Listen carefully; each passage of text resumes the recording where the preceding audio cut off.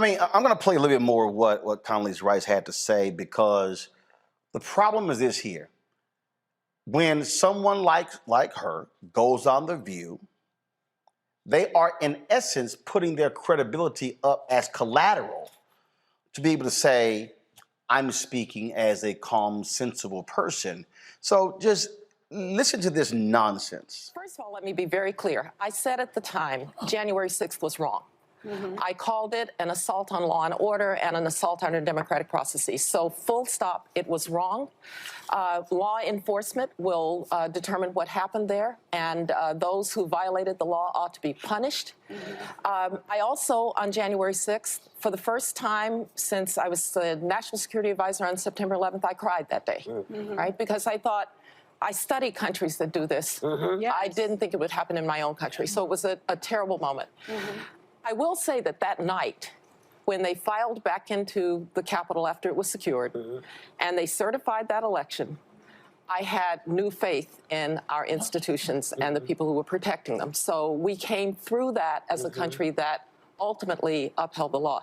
Now, I think what Senator McConnell may be referencing is, yes, it's time to move on in a lot of ways. Yeah.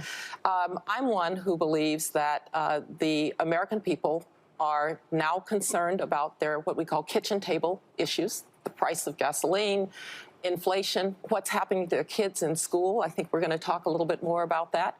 I will say that as somebody who was a national security expert, maybe didn't see in quite the same way the rise of China in ways that we're seeing it now. And so we do have a lot of issues. And I hope that what we will do is move on to the next generation of leadership. Because even people like me, I was in Washington a total of 10 years, 2 years with George H.W. Bush, 8 years with George W. Bush. I shouldn't go back. We ought to move on to the next generation, move ahead and deal with the American people's issues. You wouldn't go back if they asked you? I have no desire to go back to Washington, D.C.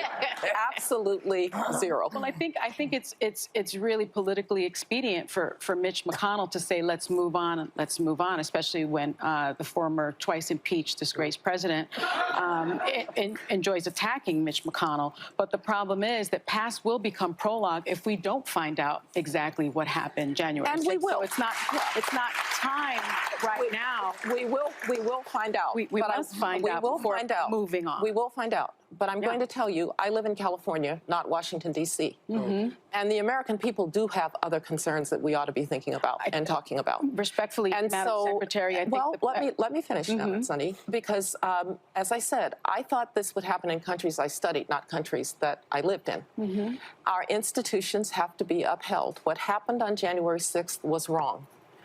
I don't know how much more strongly I can say what happened on January 6th was wrong.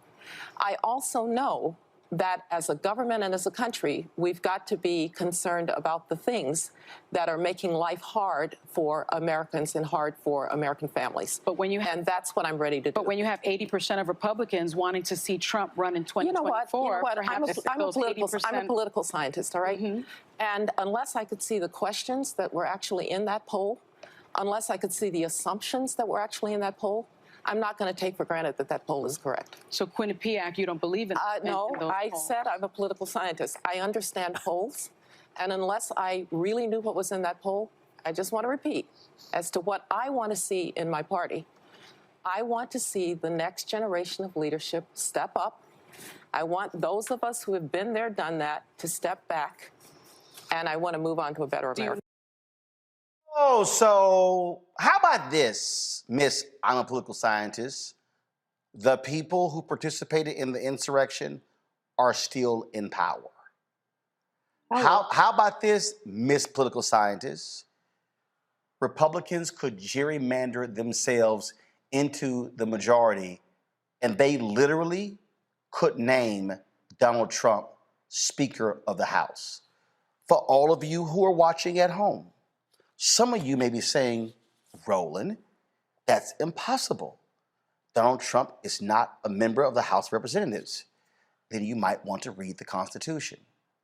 The Constitution of the United States does not require the Speaker of the House to be a member of the House. In fact, any American can qualify to be selected as Speaker of the House. So Miss Let's Move On is in total denial, Omakongo, over the fact that the very people who participated in this insurrection are still in power. Exactly. And another thing, she called on she called on new leadership to come in. Well, look, most of those people that we're talking about, they're under 50, under 40. I believe Madison Cawthorn is like 25 or something like in his 20s. You got Matt Gaetz, who's young, Marjorie Taylor Greene, who's young. So we're talking about this. She wants a new generation of leadership. This new generation, they're part of this insurrection. So really, at the end of the day, what are you really talking about? And what Secretary Rice did is she used her credentials to basically say this is fake news or alternative facts, talking about these polls when she knows what the truth is. I mean, this is somebody who has seen hate firsthand. I mean, she was in the church where 4 girls lost their lives that was bombed. I mean, she's seen this. So she can't keep talking about people want to move on when the insurrection is still going on right now. That was a major manifestation of it, but it's still going on in the streets. It's still going on in the Capitol. We have, over 400 potential bills that were passed across the country to suppress our voting rights in 49 states. It's happening every single day. So I'm sorry, Madam Secretary, when you're talking about these kitchen table issues, losing my freedom to vote in this country from guys who are in there plotting insurrections and working with people who are out there as criminals and thugs and terrorists, that's a kitchen table issue for me. Brianna. Yes, I agree. It's awful. I mean, to really think about on January 6th, there was an assault on the Capitol, and it was in front to everything we have fought to create in America.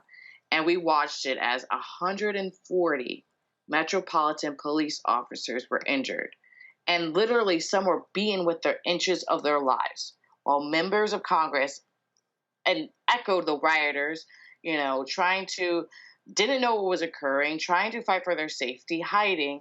And then this was all in the sense of overturning a free and fair election. As Condoleezza Rice said, you would think that would happen in some other country, but it happened here.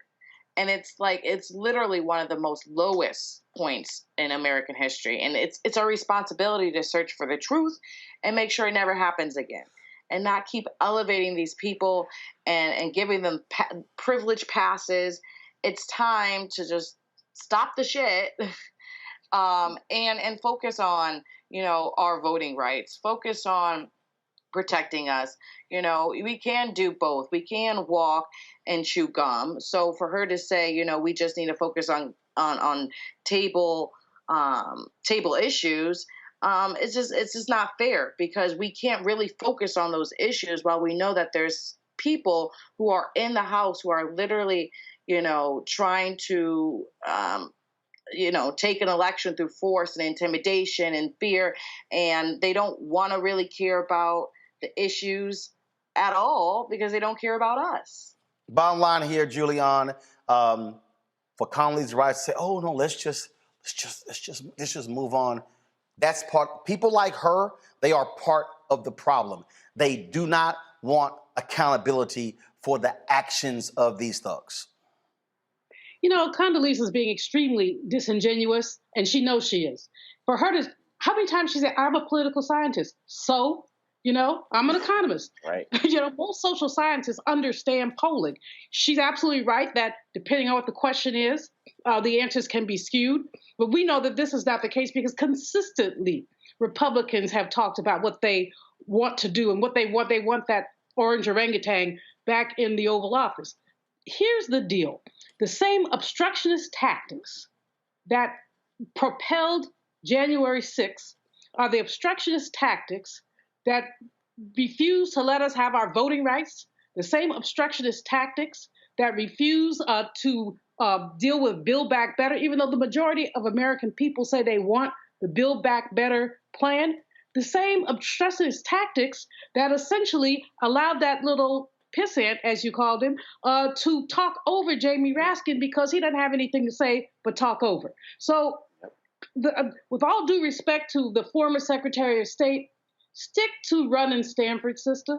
stick to trying to run Stanford because you don't have anything to say about this. That's how I my uncle's video in just one moment. Oh, that spin class was brutal. Well, you can try using the Buick's massaging seat. Ooh, yeah, that's nice.